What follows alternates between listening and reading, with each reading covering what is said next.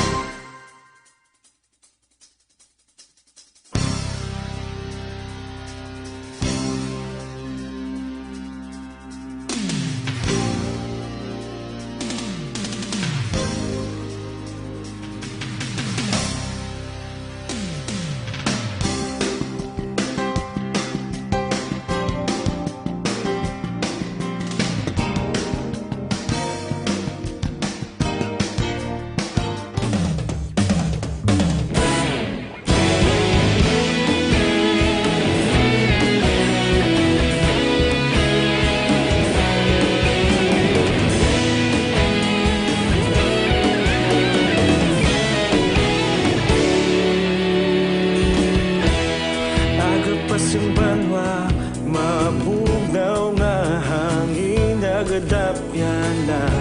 Ikaw nang ginapamatian namon ginasandigan. Tingog sang probinsya, kamatuuran ginapalap na. Minsay nga may dala, paglaom kag kasanat. Tinuig na nagligan, ikaw gihapon ang ako nga istasyon. Sa pagbutlak sang adlaw, sa pagtuhaw sang biton. Mga balita nga dala inspirasyon. Aksyon Radyo Bacolod. Aksyon! Balitang Bayan, numero 1.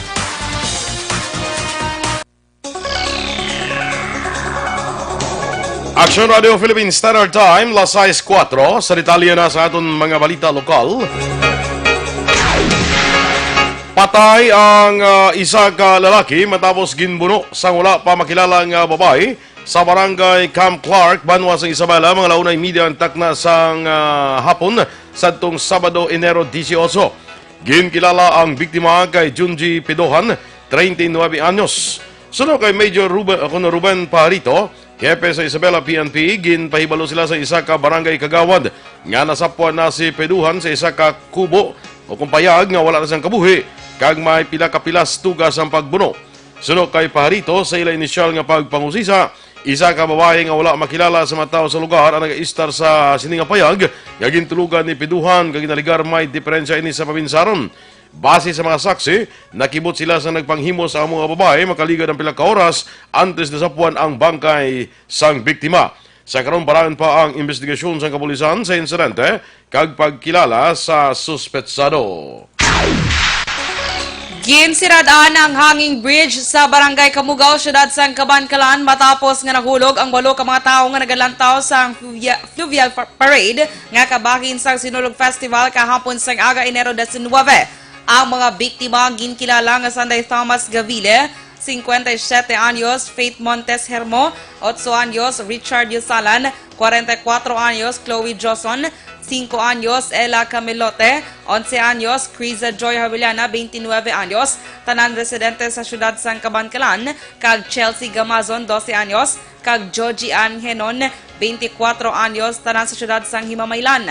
Sunod kay Albert Havillana, pamuno sang Cabancalan City Disaster Risk Reduction Management Office, ang mga biktima ang yara sa hanging bridge sang nahulog, bulobanta 20 metros ang kataason, pakadto sa suba.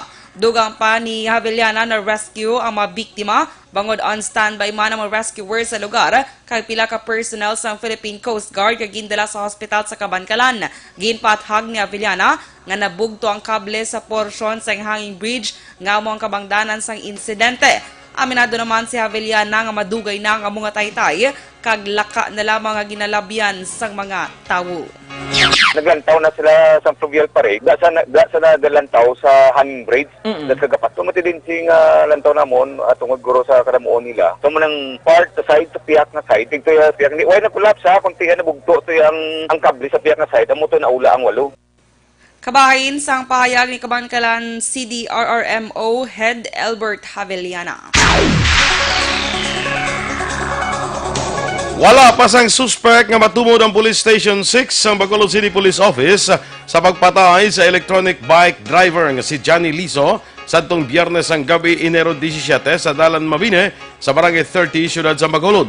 Ginako naman ni Police Captain Elmer Bonilla, ang hepe sa Police Station 6, nga may kabudlayan sila sa pagkilala sa mga suspetsado. Sunod kay Bonilla, wala sang saksi nga luyag magtindog kag lunsay circumstantial evidence lang ang ilang ginauyatan sa sininga mga tinion. Nagatingwa ang otoridad nga makakuha sa mas klaro nga footage sa closed circuit television at CCTV sa iban nga establishmento malapit sa lugar sa insidente. Si Liso sa Nimeluan ang nagpaidalom na sa Operation Tokhang kag may kasuman nga pagpangawat kapag pangransak sa telikdan nga mga tinuig. Nakitaan man sa kapulisan ang papel sa e-bike sang biktima nga mayara sa iyas ning larawan kag may nakasulat nga drugs for sale, marijuana pa more. Sa dugang balita lokal, naglambot sa 425,000 pesos nga balor sa ginasuspetsohan shabu ang nakuha sa isa ka high-value target kag isa ka street-level target drug personalities sa bypass operation sa Purok Matawhay, Barangay Biniquil, siyudad sang Cabancalan, las 4:50 sang kagahon Enero 19. Ang mga naaresto ang ginkilala sa Ilananday Marialin Tabuhara, 38 anyos sa Barangay 1 sa mga syudad kag Eric Razonable, 37 anyos ang Barangay Santo Rosario, Banwa sang Binalbagan. Sunod kay Lieutenant Colonel Jonel Guadalupe, ang hepe sang Cabancalan PNP, dako ang na-recover nga shabu bangod posible nga supply ini sang Sinulog Festival. Dugang pa ni Guadalupe si Tabuhara nga subject sa operasyon ang madugay na nga gin-surveillance sa kapulisan apang karon lang nadakpan. O na-recover sa mga suspetsado ang 16 ka heat-sealed transparent plastic sachets sa ang ginasuspetsohan shabu, lakip ng bypass item kabiban nga drug paraphernalia.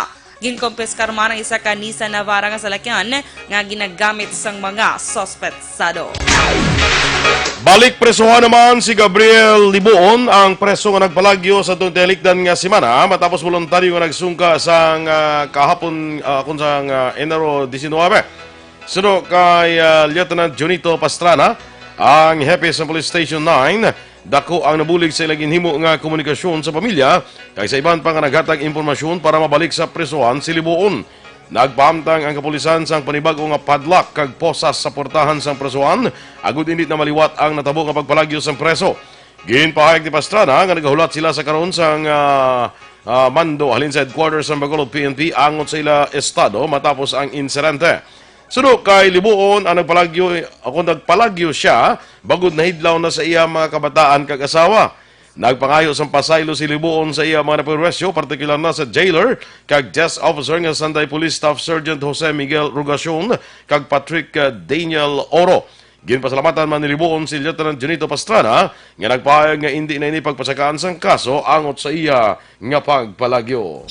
Nagsabi ko sa pamilya, mga gusto ko man sa makita, mabot, sang kadalit lang lang. Pero sila nga intensyon nga malain, why kaya sila nga manago. Kasi sa uli, kaya siyempre, kumanago. Kasi sa uli, anbasya nung nga isyo tokil ka na, o special base ka na.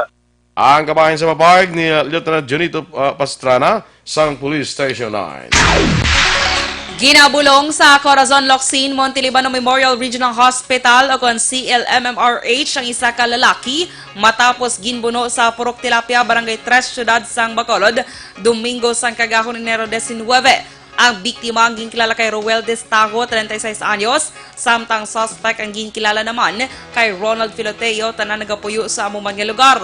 Base sa investigasyon ni Police Corporal Jackie Vargas, ang hubog si Destago kag nagkalali sini si Joey Filoteo nga tiyo sang suspect. Ginsumbag sang biktima si Joey kag pagkakita sa hinablo si Ronald, gilayon niya ini nga ginbuno.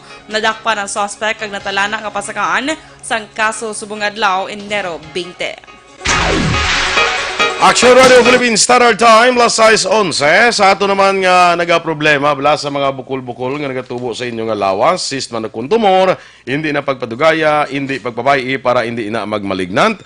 Maginom na sang Santon Plus Herbal Capsule. Suno sa mga eksperto, ining Santon Plus Herbal Capsule makatunaw sa mga breast cyst, myoma, bukol sa ovary, bukol sa baga, goiter, kag iman pa. Ginabuligan pa sa Santon Plus Herbal Capsule ang inyong lawas para nga hindi matubuan sa mga bukol.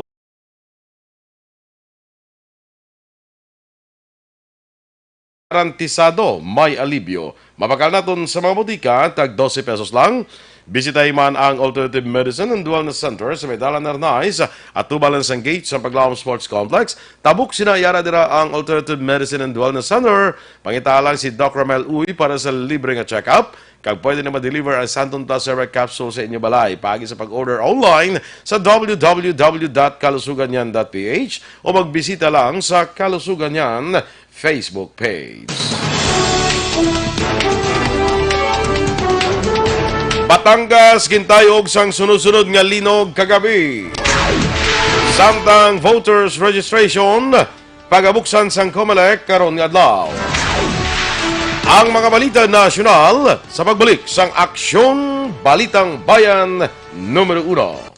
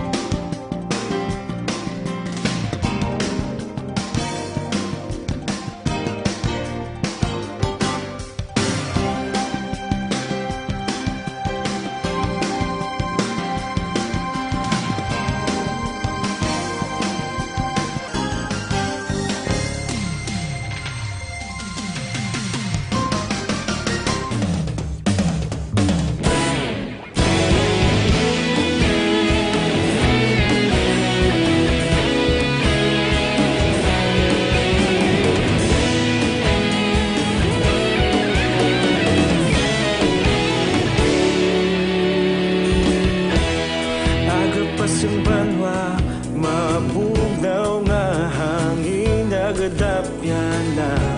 Ikaw nang ginapamatian namon ginasandigan.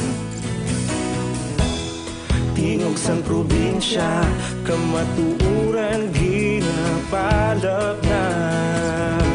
Minsay nga may dala, paglaom kag kasanat. Tinuig na nagligan, ikaw gihapon ang ako nga istasyon. Sa pagbudlak sang adlaw, sa pagtuhaw sang biton. Mga balita nga dala inspirasyon. Aksyon radyo, bakulog man sa gihapon. Patayon aksyon radyo, bakulog saludo sa imo. Patayon aksyon radyo, salamat kisa pagserbisyo. Patas kag balanse, matuod nga mensahe, wala sang ginadang pilihan. Patayon aksyon radyo.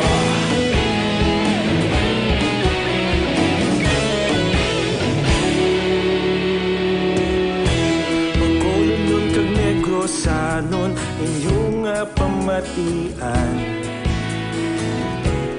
Stasyon nga nagapalaplag sang kamatuuran.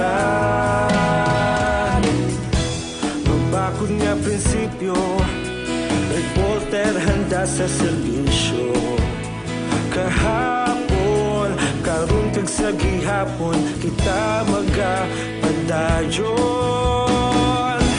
Tinuig na nagligan, Ikaw gihapon ang ako nga istasyon sa pagbutlak sang adlaw sa pagtuhaw sa bituon. Mga balita na may dala inspirasyon, aksyon radyo, bakolon man sa gihapon. Madayon aksyon radyo, bakolon saludo sa imo.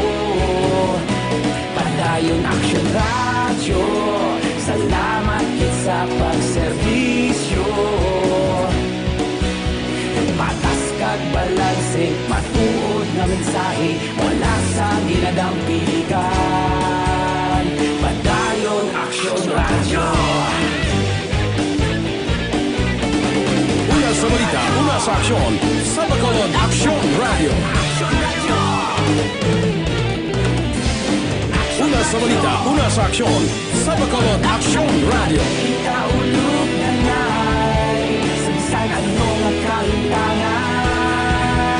Responsable at pagbalita, pagdayon na italaknan. Malasig pero sigurado, aksyon na may dala pagpalanggan.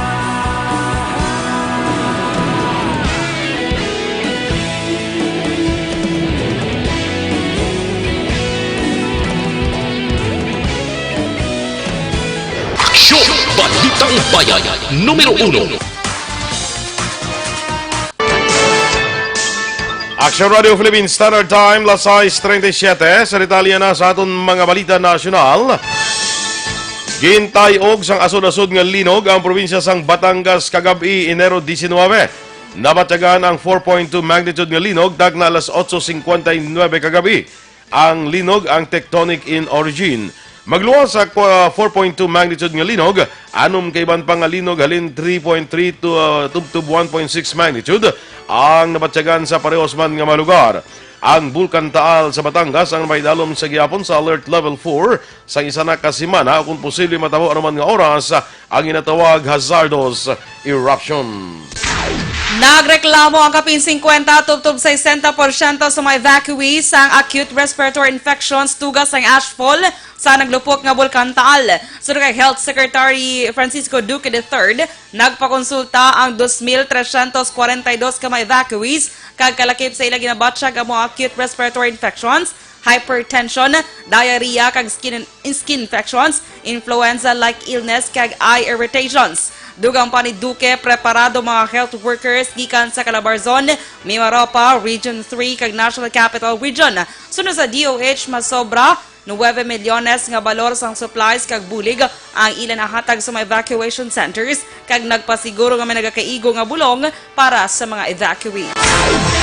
Bukas naman ang Malacanang sa pagtukod sa gobyerno sa isa komisyon nga magabulig sa pag-rehabilitate sa mga komunidad nga naapektuhan sa naglupok nga Bulkan Taal. Inisunod naman kay Presidential Spokesperson Salvador Panelo matapos ang ginsuwestyon ni Senate President Pro Tempore Ralph Recto nga magtukod sang Taal Komisyon nga magapanguna sa tanan nga programa sa rehabilitasyon. Sunod kay Panelo, ginatunan sang palasyo ang tanan nga maayo nga mga proposals kang ini ginapatuman kung kinahanglanon. Plano ni Recto nga mag-file sang hagna sa Senado nga magatukod sang Taal Komisyon. Gintugyan naman ni Panelo kay Presidente Rodrigo Duterte kung bala iya iga-certify nga urgent ang ining hagna. Sunod pa kay Panelo, kontento si Duterte sa matikang sang mga ahensya sang gobyerno sa pag-responder sa paglupok sang bulkan, rason nga hindi na kinalan pa nga magtukod sang task force. Nagpadala sa ila personnel ang Bicol Regional Disaster Risk Reduction Management Council para magbulig sa disaster response group sa probinsya sang Batangas nga may madamo nga lugar nga naapektuhan sa paglupok sang Bulkan Taal. Sunod kay Margizel Mesa, spokesperson sang Bicol Department of Social Welfare and Development, ang 1 Bicol Emergency Response Team ang ginkalakipan sang 102 ka mga local disaster responders. Ang send-off ceremony ang ginapangunahan ni Legazpi City Mayor Noel Rosal kag sang Regional Director sang RDRRMC, Office of the Civil Defense Bicol kag DSWD Bicol.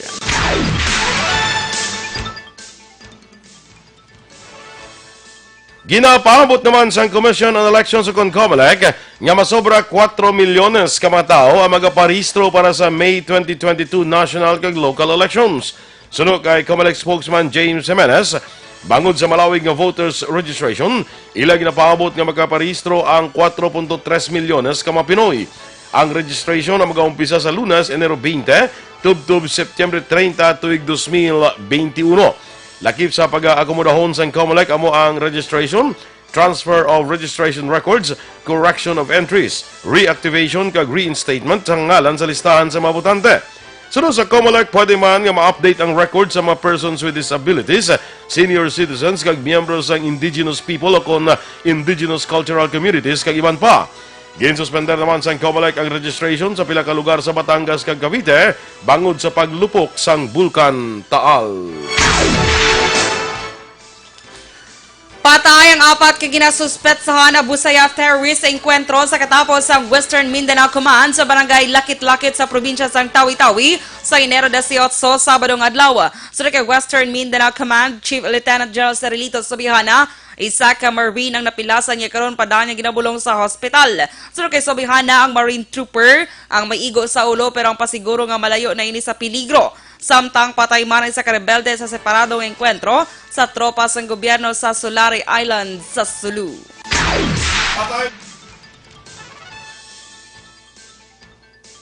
Patay man ang punong barangay sang Pandi, Bulacan kang iaupod matapos ginluthang sang kahapon sang hapon Enero 19.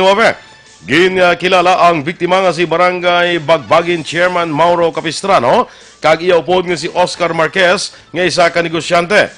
Nagapakita sa inisyal nga investigasyon sang Bulacan Police, gintiro sa mga suspect nga nagasakay sa motorbike ang mga biktima nga nagaistoryahanay sang matabo nga matabo kuntan sa kliyente.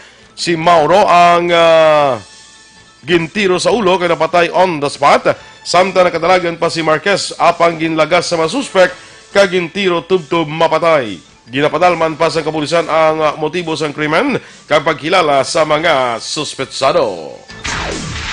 Naglambot naman sa 10 kilos o kon 68 milyones pesos nga balor sa ginasuspetsohan shabu nga nasulod sa sachet sang tsaa ang na-recover sa kapulisan sa bypass operation sa syudad sang Pasay. Ginaresto sa kapulisan ang duha ka suspetsado nga sanday Nia Bianca Churez, 22 anyos, kay Dave Realin, 21 anyos. Sunod sa kapulisan, yara na sa kustodiya sang Philippine National Police Drug Enforcement Group ang duha ka suspect kag nagapangatubang sa kaso nga paglapas sa lahi nga nagadumili sa paghupot kag pagbaligya sang ginadumilian nga droga.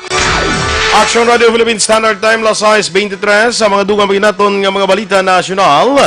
Ginabdak sang bandido nga grupo sa Mindanao nga Abu Sayyaf ang 5 ka mga mangisda nga Indonesians malapit sa Sabah sadtong Huwebes, Enero 16. Sunod kay Western Mindanao Command Chief Lieutenant General Cirilito Sobihana, ginpaybalo sila sa mga otoridad sa Malaysia nga 8 ka mga tao ang ginabdak sa Tambisan Island sa Lahad Datu sa Sabah sang 6 ka mga ginasuspetsuhan miyembro sang Abu Sayyaf. Sunod sa report, ginhilway sa mga abductors ang 3 sa mabihag nga mo ang nagpanugid sa mga otoridad sang insidente. Sunod sa kay Sobihana, dako ang tsansa nga yara pa sa Solari Island o kung malapit sa Parang Sulu ang mga abductors sa mga Indonesians. Nagasalig si Sobihana nga safe nga ma-rescue ang mga biktima. Sa katapusan nga balita nasyonal, nagapati si Senator Richard Gordon nga dapat makasuhan si anay PNP Chief Oscar Abayalde sa pagbailar o kung paglapas sa Comprehensive Dangerous Drugs Law ang sa ginalegar manomaliya nga drug operation sa Pampanga sa 2013. May nakitaan nga probable cause ang Department of Justice kung DOJ prosecutors para kasuhan si Albayalde sa kaso nga graft nga anay Chief of Police sa Pampanga pero ginbasura ang kaso angot sa droga bangod sa kakulang sang ebidensya. Liwat na ginimbestigahan sang DOJ ang reklamo batok sa mga ninja cops na ginalegar na paslawan sa pagdeklara sa nakumpiskar nga shabu sang 2019 drug operation sang gintugutan nga makapalagi ang drug suspect sa baylo sang 55 milyones pesos kag SUV. Sunod kay Gordon, dapat ikonsidera sang DOJ ang findings sang Senate Blue Ribbon Committee ang iya ginapamunuan sang liwat nga nag-imbestigar sa kaso sang ninja cops. Action Radio Philippine Standard Time, las 6:25 ang Mighty C naman ang alkaline nga vitamin C nag-edukar, nag-balanse ubo, sipon, trangkaso, TB, pneumonia, kag iban pa nga mga balatian. Kag ang Mighty C, ang alkaline nga vitamin C, marami man nga antioxidant nga vitamin para sa mata, ginatagan sa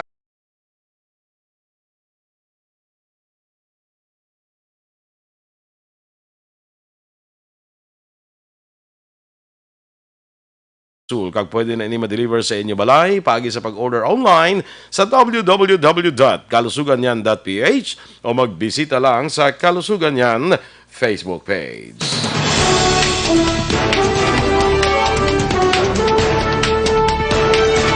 Inyong ipamatiyan ang aton mga balita diri sa Aksyon Balitang Bayan numero 1. Standby na sa Action Report, second portion. Upod yung Aksyon, Fred Salanga. Balikay kita sa Aksyon Balita Morning Edition. Upod gabon sa inyo News Team. Aksyon Dorel Kabat. Kag-Aksyon Boy Duran. Una sa balita, una sa aksyon. Sa Bacolod Aksyon Radio.